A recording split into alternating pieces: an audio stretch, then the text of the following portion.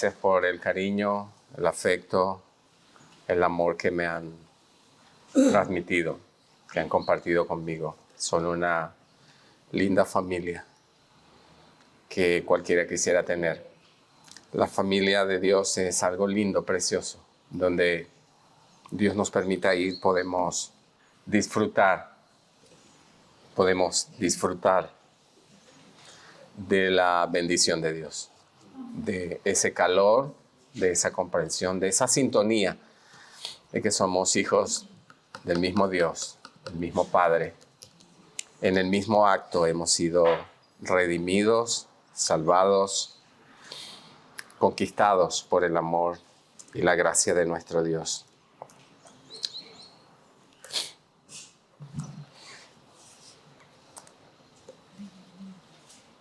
Creo en la adoración, creo que podemos hacerlo y podemos hacerlo desde el corazón. ¿Recuerdan a Jesús con la mujer samaritana hablando de esto? Ella tenía un concepto limitado del lugar y de la manera de adorar a Dios. Y Dios le dijo, mira, Jesús le dijo, Dios es espíritu, en cualquier lugar lo puedes hacer, no en este monte, no en el templo. Y en esta mañana hemos tenido un pequeño ensayo de adoración a Dios. No se requiere de tantas voces ni de lo que imaginamos como un coro con voces y ensayadas. Lo que Dios quiere es el corazón, una expresión de lo que un corazón transformado puede darle, puede expresarle, puede decirle, no tanto las notas, aunque son importantes para la armonía. Y yo me imaginaba ese lugar precioso en el cielo que originalmente dio lugar a la adoración a Dios. ¿Recuerdan? Dios creó los seres espirituales para que le adoraran. Creó a los ángeles. Y allí podemos imaginarnos millones y millones de ángeles cuya función y tarea era exclusivamente, o es exclusivamente, adorar a Dios. Y allí estaban adorando a Dios y había un ángel que sobresalía a los demás, hermoso, cuya creación es descrita de manera relevante en la Biblia. Luzbel, Lucifer, precioso ángel que se movía en medio de la adoración. Parece que él dirigía al resto de los ángeles en ese precioso acto de adoración a Dios, día y noche, día y noche. Y ese Dios santo recibía la adoración de aquellos seres que él había creado exclusivamente para la adoración, esos mensajeros que podían adorarle día y noche. Pero un día ese ángel precioso se llenó de orgullo, de arrogancia, de altivez y solo pensó ser igual a Dios, colocar un trono sobre el trono de Dios. Y eso ya saben qué significa, ¿verdad? Estar un trono sobre otro, dominio, autoridad, poder, dominio. Y eso bastó para que Dios tomara la decisión de echar de su presencia a Lucifer y a sus ángeles, quienes posteriormente cambiaron de nombre por cuanto voluntariamente decidieron cambiar su naturaleza. Y vemos lo que Dios hace. Ahora, ¿por qué Dios echa de su presencia al Lucifer, ahora Satanás, los ángeles que le adoraban, ahora demonios? Simple y llanamente porque Dios no se puede corromper. Dios es santo, santo, santo. Y Dios no puede cohabitar con el pecado. Él no puede cohabitar junto con el pecado. Y esa fue la razón por la cual Dios echa a Satanás de delante de su presencia. Hay otro acto seguido a ese que tiene que ver con el hombre. Cuando Dios hizo al hombre allí, después de crear todo lo que existe, Él creó al hombre y lo colocó allí como mayordomo, como administrador de aquel precioso jardín que Él había creado para el hombre, hermoso, precioso. Y allí colocó al hombre. Allí estaba el hombre como administrador.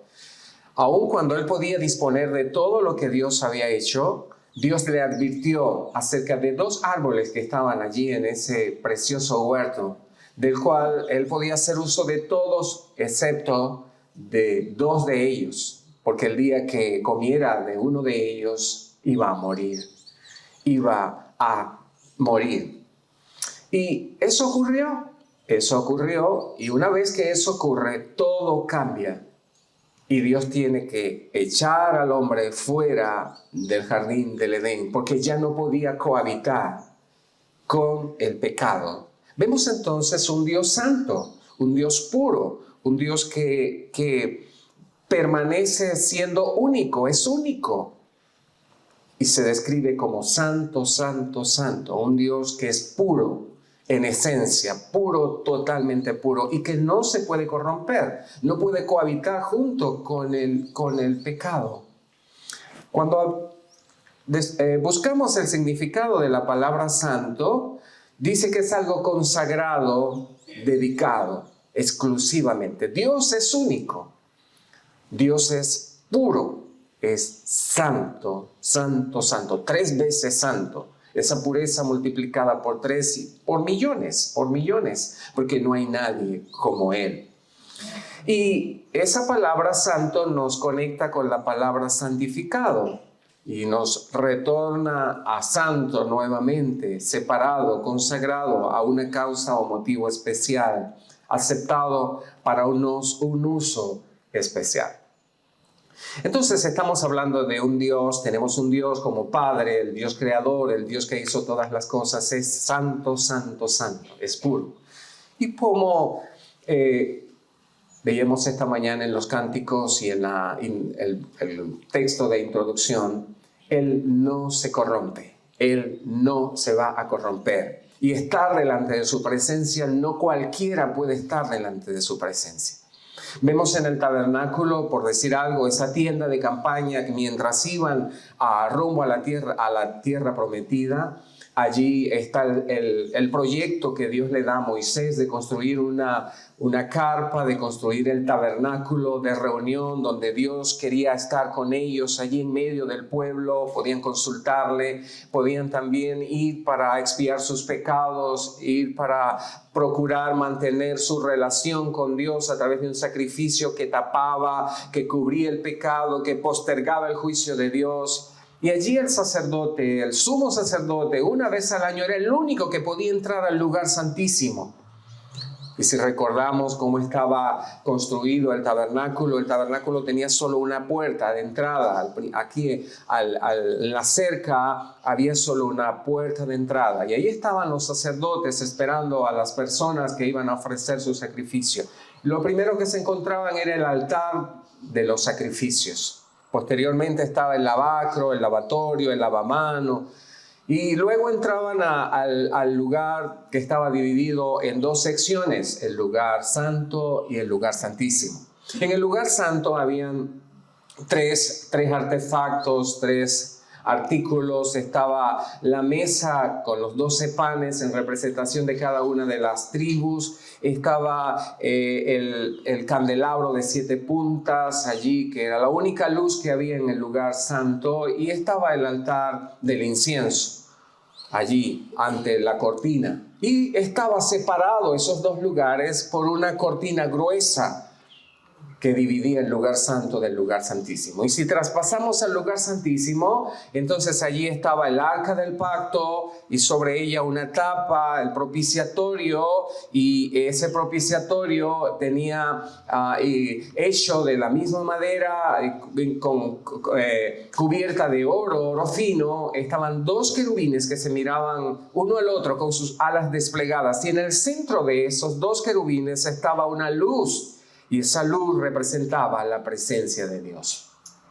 Y ese lugar era tan temido que no cualquiera se atrevía a entrar allí. Por eso digo, solo el sumo sacerdote una vez al año entraba allí.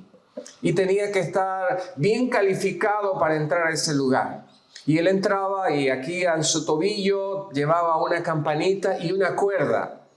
Y si ese hombre de Dios elegido de la descendiente de Aarón, que fueron elegidos por Dios de la tribu de Leví para hacer esa función, entraba con fuego extraño a la santidad, allí un lugar que representaba la santidad de Dios, donde Dios estaba, donde Dios moraba, esa persona caía muerto. Por eso la cuerdita, por eso la campanita. Si no escuchaba la campanita, algo pasó. Y entonces tenían que alar al hombre de allí muerto en la presencia de Dios, de un Dios santo, de un Dios puro, de un Dios que no se contamina. Entonces podemos imaginarnos lo que ocurría entonces allí en el tabernáculo y posteriormente el templo que construye el rey sucesor de David, el hijo de David, Salomón, construye el templo y allí siguieron los oficios y la representación de la presencia de Dios en ese lugar. En nuestros tiempos, pues Dios está en todo lugar, lo sabemos, Dios es espíritu y está en todo lugar, la presencia del Señor está en todo lugar. Pero nosotros le hemos dado lugar en nuestra vida, le hemos invitado, nosotros hemos creído en Él y Él prometió estar con y en y con nosotros a través de su Espíritu Santo. Somos ese recipiente precioso de Dios y podemos tenerle con nosotros y llevarle con nosotros a donde estemos. Entonces Él exige también de nosotros que seamos santos, santos. Él quiere que seamos santos porque Él es santo. Y si nosotros somos hijos de Él, como dice en Juan 1:12, que a los que creen les dio la potestad de ser hechos sus hijos, nosotros tenemos que vivir en santidad. Tenemos que vivir en santidad. Hemos sido santificados por ese sacrificio precioso de Cristo Jesús en la cruz. Nos apartó, nos consagró exclusivamente para el uso de Dios. Somos del uso exclusivo de Dios. Amén. No por nada que nosotros hayamos hecho. Todo lo hizo Él, todo lo ganó Él, todo lo obró Él. Solo está allí disponible para que nosotros podamos disfrutarlo al ser sus hijos. Entonces, al hablar de familia santa, estamos hablando entonces de una familia, de un grupo de personas que han creído en Cristo, que creen en Cristo Jesús. Ahora, ¿qué creen? Porque de repente uno le pregunta a las personas qué creen. La gente cree de todo, cree de todo. Pero el Evangelio es bien claro y Pablo lo habla en 1 Corintios capítulo 15, habla de la esencia del Evangelio. ¿Sí? Si vamos a hacer una torta, si queremos hacer una torta, hay elementos esenciales para hacer esa torta, ¿verdad que sí? La mantequilla no es esencial, puede ser sustituida por aceite, ¿por qué más? Por jugos, leche, ¿está bien? Puede ser sustituida, entonces descartamos que en la torta la mantequilla sea algo esencial. ¿La harina? La harina sí es esencial. El Evangelio tiene elementos esenciales y Pablo lo expresa en su carta primera a los Corintios, capítulo 15, versos del 1 al 4. Dice que elemento esencial del Evangelio es que Cristo murió, que Cristo fue sepultado y que Cristo resucitó. Esos tres elementos son esenciales en el Evangelio. Así como es esencial también que nosotros como hijos de Dios podamos vivir en santidad como Él es santo. Ya sabemos lo que ocurrió en el cielo. Ya sabemos lo que ocurrió con el primer hombre creado a la imagen de Dios. El hecho de fallar, el hecho de errar, trajo como consecuencia: uno fue desterrado, uno fue condenado ya, definitivamente. Porque si sabrán, Satanás y sus ángeles ya desde el momento que pecaron, ya fueron confinados, ya fue hecho el juicio de Dios y solo le espera la consumación de ese juicio en el tiempo final. En el caso del hombre, Dios nos da la oportunidad de poder entender la condición en que estamos y buscar el único medio que Dios mismo ha provisto para el hombre, Jesucristo, su Hijo amado. Y es en Él en quien encontramos la redención y la salvación y volvernos al estado original que perdimos en el jardín del Edén. Entonces, hablando de la familia, entonces varios miembros de una familia que han entendido su condición delante de Dios y han tomado la provisión de Dios del único medio para volver a la comunión con Dios y volver a recuperar ese estado de santidad y de separación para Dios es a través de Jesucristo. Y entonces ahí está la familia. Y la familia sabemos que es una de esas tres instituciones de Dios. La primera es la autoridad, la segunda es la familia y la tercera es la iglesia. La familia es algo muy, muy importante para Dios. Y nosotros la tenemos como el fundamento y una célula fundamental de nuestra sociedad. Ahora, vivimos tiempos difíciles, donde la familia ha sido gravemente afectada por los nuevos cambios y estilos de vida que el mundo nos presenta constantemente. El mundo a nuestro alrededor no para de cambiar, no para de cambiar. Usted compró un artículo hoy y ya, por ejemplo, un celular y ya dentro de unos meses ya esa gama ya quedó obsoleta, ya hay otros que lo superan en capacidad, en funciones, etc. ¿Sí o no? Sí. Muchas cosas están ocurriendo velozmente a nuestro alrededor. Pero parece que también esos cambios están impactando en la familia. Esos cambios están afectando en la visión original de la familia y la familia como célula fundamental de nuestra sociedad y de la iglesia también. De la iglesia. Porque yo no pudiera estar aquí si yo tengo un hogar destruido, si yo tengo una familia dispersa de aquí y de allá. Yo no tendría autoridad para estar aquí delante de ustedes hablándoles de nada. ¿Sí o no? Dios mismo lo ha determinado así. Y uno de los requisitos es que gobierne bien su casa.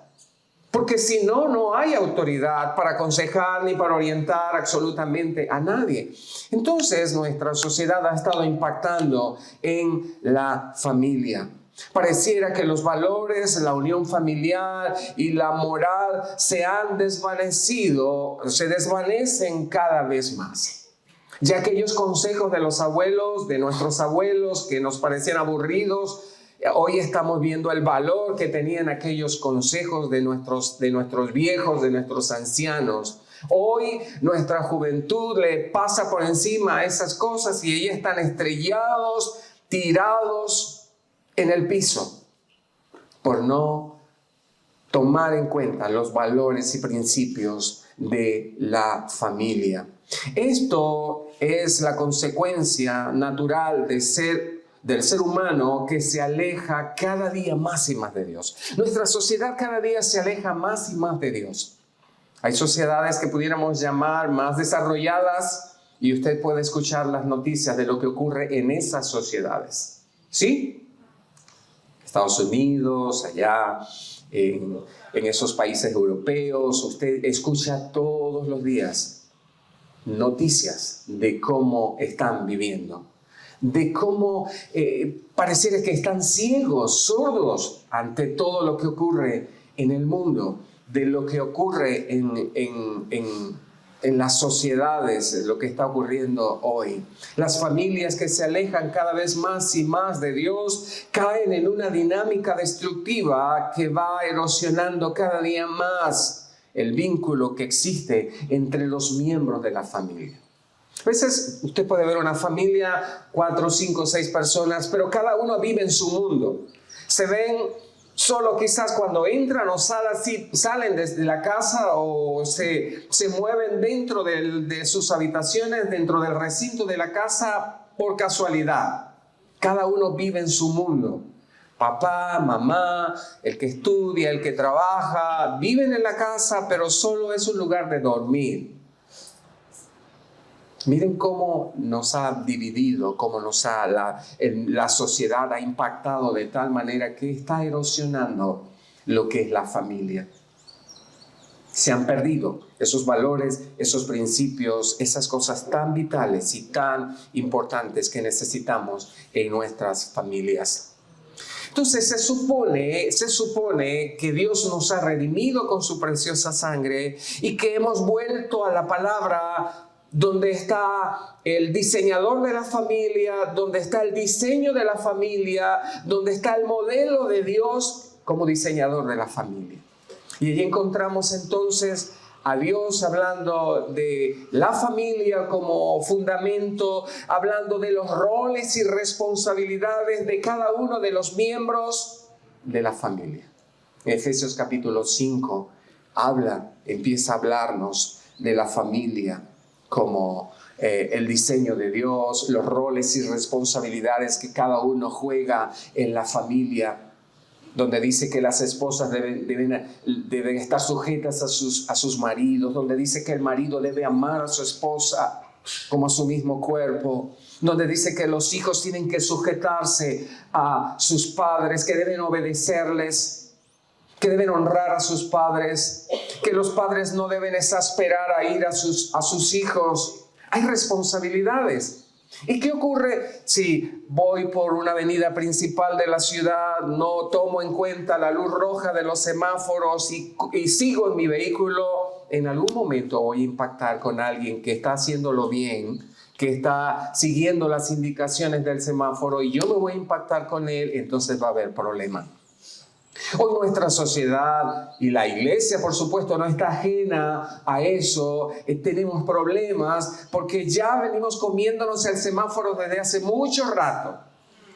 Desde las generaciones pasadas venimos recibiendo un modelo que no es el modelo bíblico. Con nuestros hijos estamos modelando. ¿Qué estamos modelando delante de ellos? La santidad, la confianza, la integridad, el amor y esos valores tan importantes que vienen de nuestro Dios y que vienen del consejo de Dios a la luz de su palabra.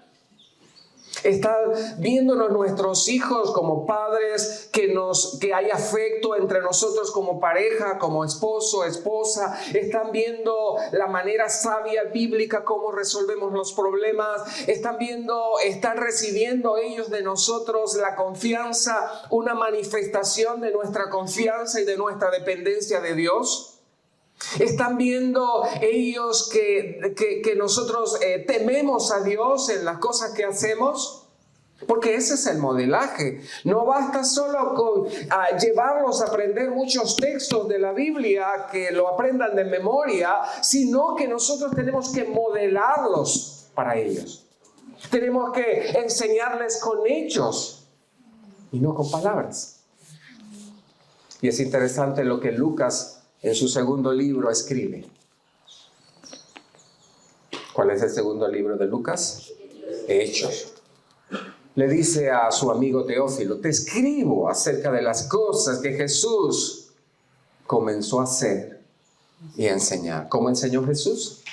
Haciendo. Y nosotros, sin darnos cuenta, hemos venido enseñando a nuestros hijos sin darnos cuenta. Porque hay un padre, a una mamá que llega el turco, cuando se usaba eso el tiempo atrás, 2 o 3, una generación atrás, llegaba el turco a la casa tocando la puerta para cobrar la sábana o el colchón, y entonces la mamá no tenía y nerviosita le dice: hijo, corre y dile que yo no estoy. Y el niño tan inocente iba y le decía: mire, mi mamá les mandó a decir que no estaba. Y después yo como padre quiero decirle a mi hijo: no mientas. ¿Por qué no me dijiste que saliste mal en el examen? Pero yo le estoy enseñando. Yo le estoy enseñando a mentir, y en algún momento él va a comenzar a usarlo en contra mía. Hay algo interesante que ocurre en el mundo de las misiones. No puedo dejar de hablar de eso, por favor. Cuando el misionero llega al grupo étnico, es posible que él llegó a la tribu, allá bien lejos, a aprender el idioma, la cultura y todo eso para poder llevar el mensaje de Dios en el idioma del corazón. Muchos creen que empiezan a evangelizar después que aprenden el idioma y la cultura, que han traducido parte de la Biblia y que han elaborado las lecciones. Y cuando dan la primera lección creen que es el primer día que están enseñando. No. Desde el primer día que llegaron a la comunidad empezó la evangelización. Con su estilo de vida. ¿Cómo los trato? ¿Cómo les hablo? ¿Qué representan para mí? La escoria de la sociedad o algo muy valioso. Es un pedazo de piedra, pero es una piedra que necesita ser tallada en el taller del maestro y que necesita darle forma para llegar a ser ese hermoso diamante tallado por el Señor. Pero desde que llega, entonces Él está alumbrando en ese lugar. Y cuando por fin puede usar la palabra para decirles, Dios les ama, Cristo les ama, entonces ya ellos han experimentado el amor. Ya saben de qué les está hablando, porque ellos han sido objeto de ese amor. Cuando pueden entender que ese hombre, esa mujer dejó toda su comodidad para venir a incomodarse en su comunidad, a tener que aprender cosas y sujetarse a ellos en cierta forma para aprender el idioma y la cultura y todo lo demás, para luego decirles Cristo le ama. Y ellos podrán entender y ya habrá un camino recorrido para ese trabajo de evangelización que queremos llevar a ellos. Igual en el hogar. Igual en la familia. Sí, la meta es llegar a tener familias santas, que toda nuestra familia pueda estar apartada, separada para servir al Señor, que puedan entender. ¿Pero es fácil? No, la carne siempre va a buscar para el monte, como decimos, ¿sí? Ajá. Siempre. ¿O es que no nos ocurre a nosotros como adultos? ¿Qué de nuestros hijos? ¿Qué de ellos que se están levantando en un ambiente totalmente diferente al que nos levantamos nosotros, en el que nacimos nosotros? Es un ambiente diferente, que todo llega por la vista, todo llega por los ojos. Le venden todo allí, él ve cosas y las quiere y quiere vivir en ese mundo, quiere experimentar esas cosas, pero usted sabe que eso no es el camino para su hijo. Y empieza la lucha, empieza la batalla, la oración, la intercesión, el ayuno, la palabra, la confrontación, la sabiduría. No es fácil hoy crear hijos. No es fácil tener familia hoy, como no lo fue ayer. Pero imaginemos nuestro mundo. Yo recuerdo, aún en mi corta edad, que se podía dormir con las puertas abiertas. Usted podía dejar una bicicleta allí en el frente de su casa, nadie se la llevaba. Hoy déjela abierta para que usted vea. Lo mudan, le quitan la ropa y usted ni cuenta se da. Ahora, yo me hago esta pregunta, hermano. Si hoy nosotros estamos viviendo lo que estamos viviendo, que es bien, bien fuerte, imaginémonos el mundo en que van a vivir nuestros hijos, nuestros nietos. Si en pocos años, en pocos 10, 15 años, las cosas han cambiado tan drásticamente y cada día todo va en franco deterioro más rápido, imaginemos el mundo en que van a vivir nuestros nietos. ¿Qué puedo darle a mi hijo? ¿Qué podemos darle a nuestra familia para que ellos en el tiempo permanezcan firmes, aun cuando el mundo cambie? ¿Qué le puedo heredar? ¿Qué le puedo dar de herencia para que el día de mañana, a pesar de las circunstancias, él permanezca firme? No hay otro, no hay otra cosa. Si le dejo dinero y no es un buen administrador, se le va a agotar. Aun cuando fuere buen administrador, pues con los cambios que hay en nuestra sociedad y en nuestro mundo y la inflación y todo ese tipo de cosas, pudiera llegar a no tener nada, a quedar sin nada. Por eso debemos tomar mucho compromiso y muy en serio el modelaje. Y quizás tenemos que retroceder un poco y evaluar y quizás sentar a nuestra familia y tomar acciones. ¿Acciones como qué? Bueno, reconocer cosas. Reconocer cosas. O sea, nosotros sabemos que nosotros tenemos como familia que hay disciplinas espirituales que debemos fomentar en nuestra familia, pero que debe ser papá el primero que sale con su Biblia, el primero que motiva a su familia y a su gente a nuestro tiempo de reunión. ¿Sí o no? Llamémoslo como lo llamemos, altar familiar, reunión familiar, devocional, lo que queramos llamarlo, el nombre no importa, lo importante es que lo hagamos. Pero es papá, porque ese es su rol y su responsabilidad. El rol del hombre es representar, el rol del hombre es proveer, el rol del hombre es proteger. Ese es su rol. No porque yo lo quiera decir, sino porque Dios lo dice en su palabra. Él es el que va al frente. Pero ¿qué ocurre en nuestros colegios? Acérquese a un colegio, allí llegan los padres a llevar a sus niños o a recogerles y haga una encuesta. A ver cuántos hombres usted ve allí en el colegio buscando a sus niños. Y hay muchas excusas. Está trabajando. Ok, puede ser y es justificable. Puede ser. Pero no puedo hacer un esfuercito. Si entra a trabajar a las 8, ¿no puedo llevar al niño a las 7?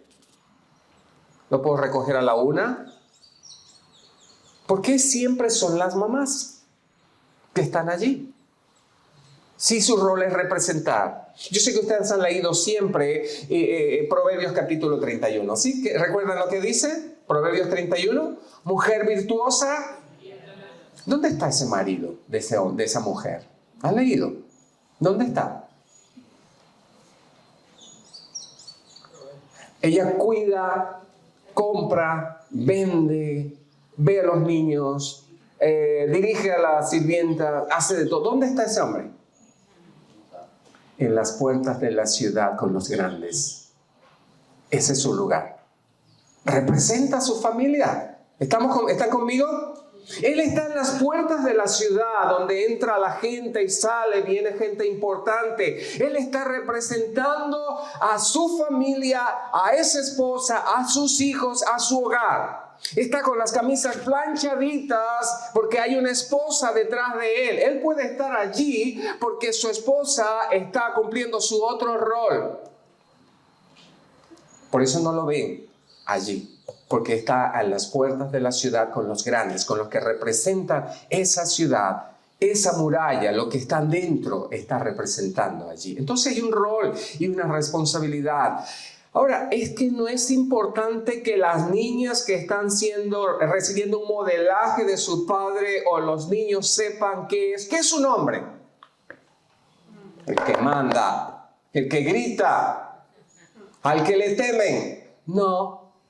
No es ese. Eso es lo que la sociedad machista nos ha vendido de lo que es un hombre, que no se atreve a meter una lavadora, ni freír un huevo. No, eso está distorsionado, eso no es así. ¿Y si la esposa está enferma? ¿Y si tienes que salir a un lugar donde ella no esté? ¿Qué estás vendiendo a tus hijos? ¿Qué estás vendiendo a tus varones? Tus hijos. Ahí están viendo papá. Y él papá se sienta en el mueble a ver la televisión, a leer el Facebook, y él se sienta al lado, el varoncito. Pedrito, ven a arreglar tu cama. No, él está con papá. Eso es lo que papá le está vendiendo, ¿me entiende? Y la niña trabajando con mamá. Sí, haciendo las arepas o ayudando en algo. Eso es lo que estamos vendiendo. Y el día de mañana, él va a ser como su papá. ¿Está bien? Pero eso no es lo que dice la Biblia, eso no es lo que Dios quiere. ¿O ese es el modelo de Dios para la familia santa? ¿Eso es justo? ¿Eso es verdad? ¿Eso es así? No. Esa niña que está viendo esa actitud de su padre, ¿con quién se va a querer casar mañana? Primero ella dice, con un esposo como mi papá, yo no quiero.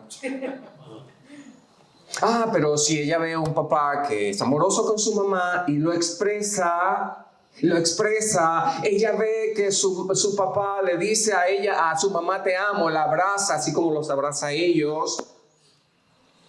Él ayuda a su mamá cuando tiene cargas, él ayuda con el mercado, la ayuda a veces cuando está enferma a los quehaceres del hogar, no le cuesta meter una lavadora, no le cuesta agarrar la escoba y barrer, no le cuesta nada, ayuda, está presente. Ella quiere un esposo el día de mañana como papá. Y esa es la imagen que ella tiene de un hombre, de un esposo. Es alguien que ama, es alguien que asume su rol, es alguien que está allí presente, es alguien que la representa. Eso es lo que quiere. Igual el varoncito ya sabe lo que es un hombre. Ayuda, resuelve, busca. Y él va a querer ser él tiene ese modelo de lo que es un hombre, de lo que es un varón, de lo que es el día de mañana un esposo. Él va a amar a su esposa, él va a recordar cómo papá amaba a mamá, la cuidaba. ¿Cómo te sientes? ¿Estás enferma? No, quédate en cama. Yo voy a ver cómo hago arreglos en el trabajo. Yo vengo para ayudarte. Deja que yo hago el almuerzo. Yo busco al niño. Yo hago la compra. Yo cambio el bombillo. Cosas tan... Pareciera que eso no es importante. Pareciera que no es importante. Pero recordemos que nuestros hijos son como esponjas. Están captando todo. Así como la niñita que sale a decir, mi mamá le mandó a decir que no estaba. Están captando. La santidad no es algo que yo voy a agarrar, les voy a abrir el cerebro y ya son santos porque conocen la Biblia, la leyeron ya, mi hijo leyó la Biblia y ya creí que lo hice. No es suficiente. Tengo que modelar y es algo de todos los días.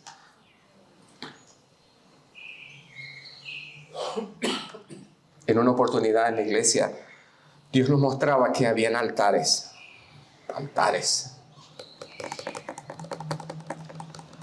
Y no entendíamos. ¿Sabes cuáles eran los altares? Como siempre, de repente allá en Maturín, en aquella congregación, ocurre aquí, no ocurre eso.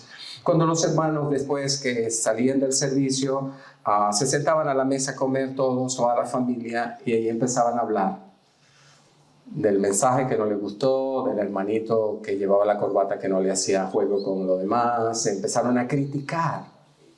Y los niños estaban allí. Y luego el niño salía a hablar, no, mi papá dijo tal cosa, o mi mamá dijo esto. Pues ellos son inocentes, ellos van a repetir las cosas, ellos creen que era bueno. Eso es un altar, ¿a quién? ¿Es un altar a Dios? ¿Glorifica eso a Dios? ¿Exalta a Dios? Esos eran los altares que había. Y tuvimos que hablarle a los hermanos y hacerles ver cómo el enemigo estaba metiéndose, destruyendo, dañando a la familia. Sí. Estamos hablando de familias santas, de familias que han sido separadas para servir a Dios, cada una en su rol y en su responsabilidad, con los dones y capacidades que Dios les ha dado. Entonces estamos hablando de que es responsabilidad nuestra como padres poder modelar eso delante de nuestros hijos. ¿Qué autoridad tenemos para decirle a nuestro hijo que ore si ellos nunca nos ven orar? Si yo nunca llamo a la familia a orar. ¿Tendría autoridad para decirle, lee la Biblia, estudia la Biblia, muchacho, que por eso es que no sales bien en tus notas? No, yo tengo que estar con él. Eso se ha perdido, ese roce se ha perdido. Y una de las cosas que yo les decía que tenemos que empezar a hacer es sentarnos con nuestra familia y empezar a reconocer nuestras fallas. ¿Está bien? Papá y mamá dicen, pero ¿qué tiene que ver Pedrito? Ese niño lo que tiene son 7 años. ¿Qué tiene que ver él con las decisiones que tú y yo tomamos, mujer? Pregunto, ¿será importante que Pedrito también sepa que papá va a vender el carro porque es necesario, porque ya ese está viejito y se está gastando más en repuesto y puede comprar uno y tiene la capacidad? ¿Será que Pedrito, puede participar? Y yo le puedo, hijo, ¿qué piensas? Les pregunto a usted, ¿será eso importante? Sí. Claro que es importante. Pero ¿sabe? Muchas veces nosotros como hombres inclusive hemos tomado decisiones sin que la esposa sepa, sin que los hijos sepan, y después que metemos el pie, entonces sí quiero que todos ellos participen en una solución. Los expongo. ¿Será que eso es importante? Entonces hay que ¿cómo remiendo eso? ¿Cómo resuelvo? ¿Cómo restauro? Bueno, Pedrito, María, amor, quiero pedirles perdón. Tomé decisiones equivocadas y les puse a ustedes a sufrir por mi mala cabeza y por mis malas decisiones. Quiero que me perdonen y que me den la oportunidad de seguir liderizándoles y quiero hacerlo en el temor de Dios y estoy comprometido a consultar a partir de hoy las cosas importantes que vayamos a hacer. Pregunto, ¿habrá alguna señal para Pedrito que tiene apenas 7 años? ¿Le estoy dando alguna señal a él? ¿Qué va a pasar cuando él empiece a tomar decisiones? Papá, mamá. Pero eso no es que tú lo tienes que hacer obedecer porque tú eres mi hijo y tú tienes que decirme lo que vayas a hacer porque yo soy tu padre. Ese es autoritario. Y aunque es verdad, él tiene que decírtelo, pero hay muchas formas de transmitir esa verdad y que Pedrito entienda y que lo haga con amor. O eso no es importante en una familia santa. Sí es importante, ¿verdad? Es muy importante. Entonces, hermanos, la familia ocupa un lugar fundamental en el plan de Dios, el cual proporciona el medio para que las relaciones familiares se extiendan más allá de la tumba. Mis padres murieron con diferencia de 4 años. ¿Y cuánto anhelo? Mi abuela. Dios usó a mi abuela. Cuando mis padres tenían conflictos de relación, tuve una abuela. Tuve una abuelita. Allí, hijo, hijo, hijo, hijo. La oración, la palabra, mantente. Y doy gracias a Dios por el consejo de esa abuela. Hoy la recuerdo. A mi mamá, a mi papá. Los recuerdo, los anhelo. Y sus consejos quedaron. Marcaron mi vida. ¿Está bien? Marca nuestra vida. Lo que estás sembrando hoy será el fruto que vas a cosechar de tus hijos mañana. ¿Qué le puedo dar a mis hijos? Que permanezca en el tiempo. Me gusta mucho, hay un video que se llama El Cordero. No sé si lo han visto. Lealtad al Cordero. ¿Lo han visto? No. Es interesante ese video porque el papá está sentenciado para morir por su fe en Cristo. Y él está en la celda, minutos antes de ser sacado para ejecutarlo, él está hablando con su niño. Y entre las muchas cosas que él está conversando, al final él le dice, hijo, yo sé que si a ti te toca tomar una decisión como la que yo tomé, creo que tú vas a tomar una buena decisión. Voy a morir en paz porque sé que tú tomarás la mejor decisión. ¿Y sabe por qué? Porque él estaba dispuesto a morir por su fe, por sus principios y por sus valores. Y eso era lo que había ministrado al corazón de sus hijos. Porque muchos padres aún dentro de nuestras iglesias no tienen paz, no están tranquilos que sus hijos están fuera, están en otro país, porque ellos no sembraron lo que debieron sembrar. En la iglesia teníamos 2 viejitas de las fundadoras de la iglesia. Y un día yo observé durante algún tiempo las familias, estas 2 familias fraccionadas, divididas. Y yo me senté por separado, una con cada una de ellas. Viejita, ¿qué pasó con tu familia? Tú eres tan ferviente, tan amorosa, tan servicial, metida aquí. ¿Qué pasó con tu familia? Las dos me respondieron idénticamente lo mismo. ¿Sabe lo que me dijeron? No les dimos lo que debimos darles. Y eran fuertes de carácter, una de ellas que todavía está viva. Y yo le decía, ustedes se alistan porque ustedes van para la iglesia conmigo. Mamá, que usted se alista. Y ahí estaba la viejita sentada con sus 7 muchachos. Pero recuerdan aquel cuento, aquel chiste de Jaimito, que lo mandaron a poner de pie. Y él estaba de pie físicamente, pero aquí estaba sentado. Igual, ahí estaban los 7. Mira, ellos oraban, ellos cantaban, ellos conocían versículos de memoria. Sí. Pero mira, cuando tuvieron el tiempo, la oportunidad para volársele a la vieja, se les desaparecieron. Cuando ya tuvieron la edad, ellos tomaron sus decisiones y se fueron. Ellos estaban allí no por amor, no por agradecimiento a Dios, no porque el Espíritu Santo estaba haciendo la obra en ellos, no, estaban obligados. Y cuando pudieron hacerlo, se les fueron. Y ellas, las 2 reconocieron, no les dimos lo que debimos darle, no supimos conducirles a Cristo, no supimos hacer el trabajo, los obligamos a estar con nosotros, por eso los perdimos. ¿Sabe? Y ocurrió algo sorprendente. Oramos, le pedimos perdón a Dios, dije, tú reconoces que lo hiciste mal, oramos. Al cabo de un tiempo, uno a uno empezaron a llegar nuevamente a la iglesia. pero ya con una actitud diferente. Pero ella tuvo que pedirles perdón. El perdón es importante, sana heridas, nos restaura. Es necesario hacerlo. Es necesario que nuestros hijos sepan, me equivoqué aquí, aquí, aquí. Para que ellos sepan que eso es malo y ellos no lo reproduzcan. Pero si lo dejo así como bueno y no lo reconoce, ellos lo van a seguir cayendo en eso, en ese error. Y eso va a marcar sus vidas por siempre.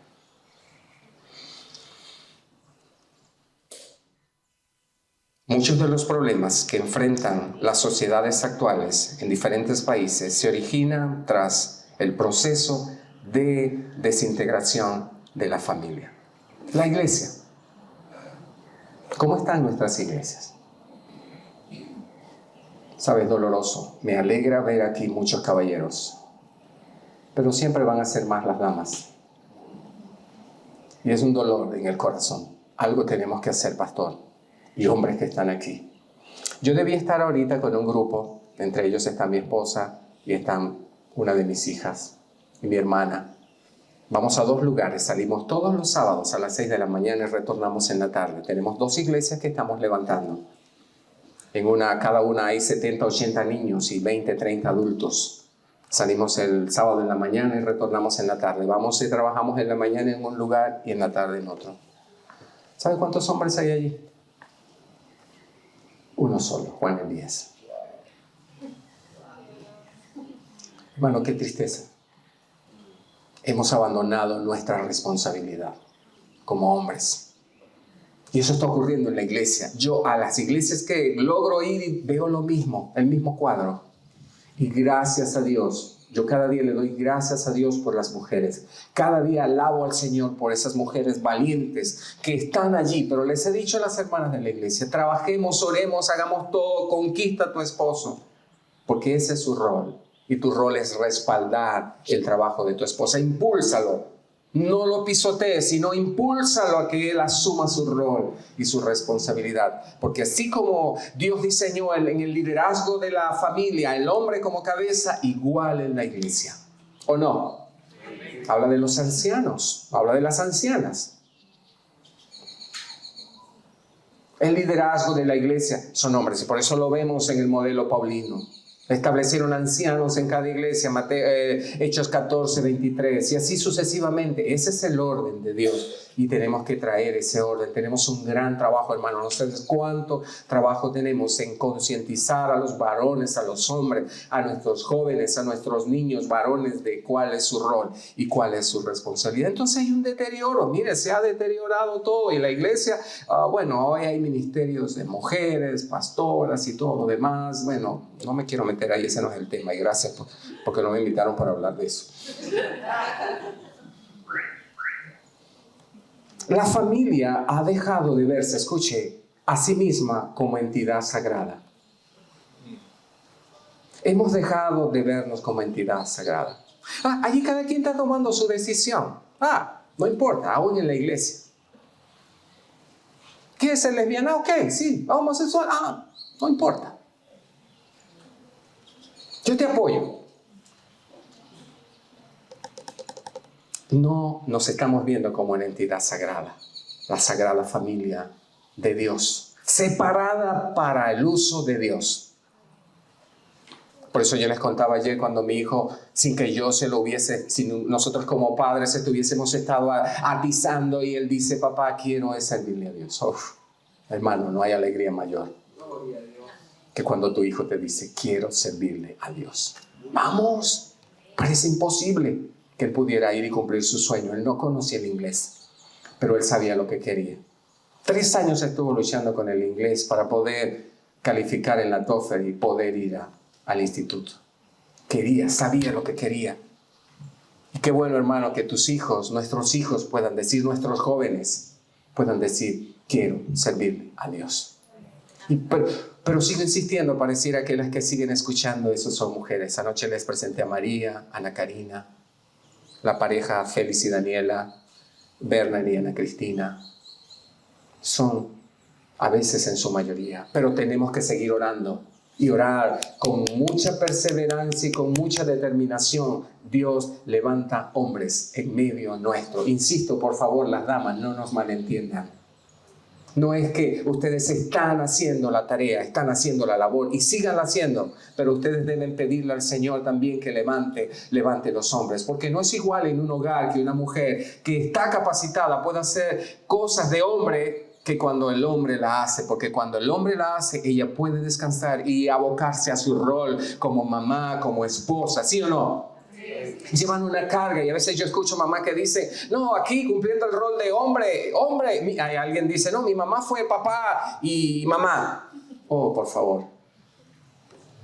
Yo sé que se esfuerzan en hacerlo, pero nunca van a lograr dar lo que papá da y mamá da. Cada uno da. Los papás somos llamados mucho a dar afecto. ¿A quién? Particularmente a las muchachas, a las hijas. ¿Y las mamás? Al varón. Eso es algo natural, ¿sí o no?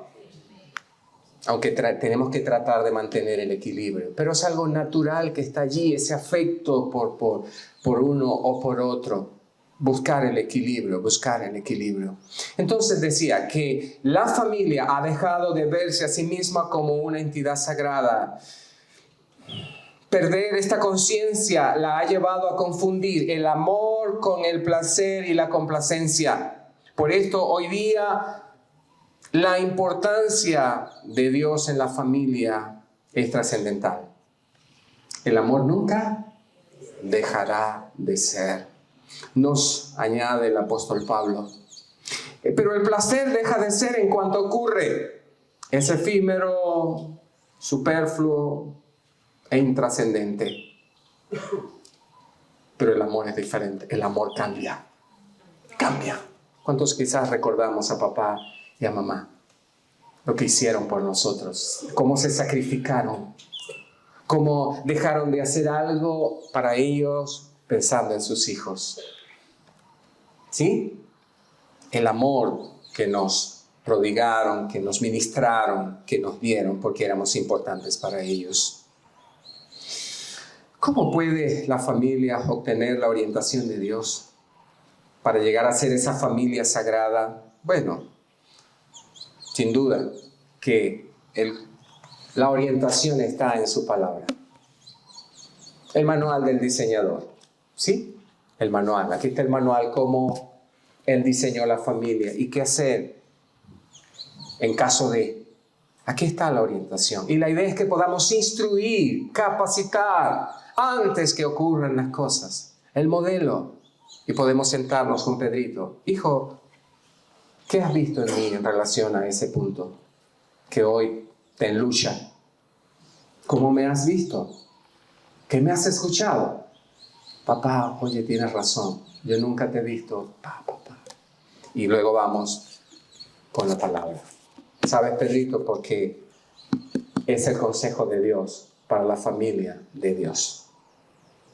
Y allí está, acuñando en el corazón y en la mente de Pedrito cómo es una familia y cuál es el rol del hombre y cuál es la responsabilidad que él debe asumir también como parte de la familia. Entonces la Biblia es el instrumento que Dios nos ha legado para obtener la guía divina y amorosa de nuestro Dios. En las palabras de Dios están contenidas todas las sugerencias para construir una vida familiar fundamental con los principios eternos, con los principios cristianos. ¿Sabe? Va a llegar un momento que nosotros no vamos a estar, pero Dios va a seguir estando. Anoche yo le comentaba a una hermana que ella lloraba cuando me hablaba de sus hijas. Yo le decía algo que yo entendí. ¿Sabe, hermano? Dios ama más a tus hijos que tú. ¿Entendiste eso? Dios ama más a tus hijos que tú. Eso no nos exime de hacer nuestro rol y cumplir nuestra responsabilidad, pero Él los ama más. Y si nos ponemos de acuerdo con Dios, Dios va a hacer el milagro. Yo sé que hay luchas, yo las tengo también, pero podemos ponernos de acuerdo con Dios, a entonarnos con Dios en relación a la necesidad que tenemos y Dios nos va a ayudar. Amén. Aun cuando el futuro parezca desalentador, existe una verdadera esperanza restauradora. ¿Quién?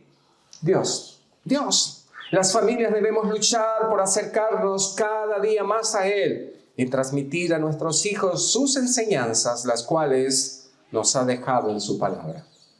Y me gusta mucho. Yo leí ahorita Efesios capítulo 5, perdón, que no les hablé de esa cita y no lo hice. Pero me gusta lo que hizo un hombre llamado Josué. Conocemos a Josué, salió siendo un jovencito de allá de Egipto, de la esclavitud. Había vivido en esclavitud, pero Dios tocó su corazón. Estuvo durante el desierto con Moisés durante 40 años allí aprendiendo. Cuando ocurrió que enviaron los espías allá a la tierra prometida, él dio un buen reporte y tenía mucha fe. Mientras 10 estaban diciendo, mira, somos como langostas ante esos gigantes que están allí, ciudades amuralladas, él dijo, mira, son pan comido. Esa gente es pan comido. Tenía una convicción, una visión diferente. Y ese hombre fue el que Dios usó después de Moisés. Le dijo, esfuérzate, sé valiente, como estuve con Moisés, yo estaré contigo. Nadie te podrá hacer frente todos los días de tu vida. Ese Josué, en un momento de su vida, allí en Josué capítulo 24, versos 14 y 15, dijo al pueblo de Israel, porque esas son las luchas que tenemos con nuestra familia, pero también con nuestras congregaciones, con la gente. Él dijo al pueblo, ahora pues temed a Jehová y servidle con integridad y en verdad. Y quitad de entre vosotros los dioses a los cuales sirvieron vuestros padres al otro lado del río y en Egipto, y servid a Jehová. Hay una determinación, hay una claridad, no hay ambigüedad, no hay medias tintas en él. Servid a Jehová, ser íntegros.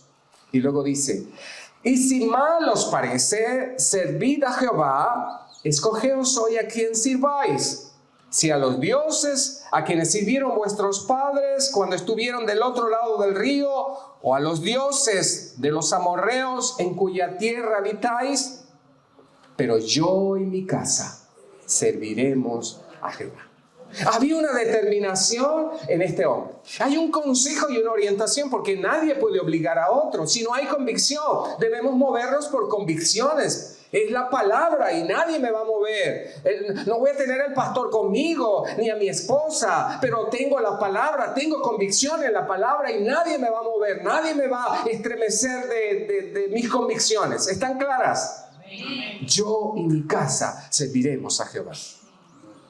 En un momento, como sacerdotes y como siervos de Dios en nuestras familias, tenemos que pararnos al frente y decirle al enemigo, yo y mi casa serviremos a Jehová. Serviremos al Señor. Hermanos, hoy pudiéramos hablar mucho más, pero como la idea es un tiempo de conversatorio, lo voy a dejar hasta aquí.